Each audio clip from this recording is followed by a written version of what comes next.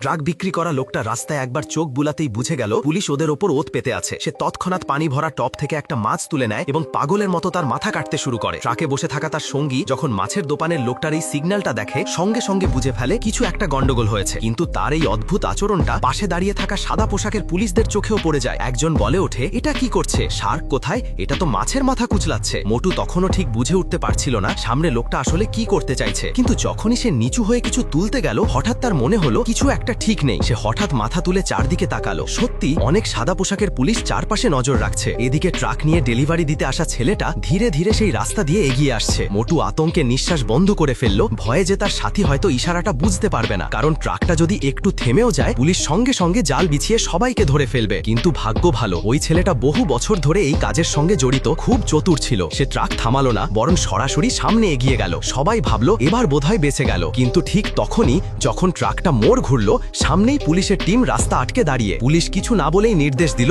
Box খোলো। বাধ্য হয়ে ট্রাক ড্রাইভার গেট খুলল। এমন সময় তার এক সঙ্গী চুপি চুপি একটা ছুরি বের করলো এবং ঠিক পেছনে দাঁড়িয়ে থাকা পুলিশটার দিকে আঘাত করার প্রস্তুতি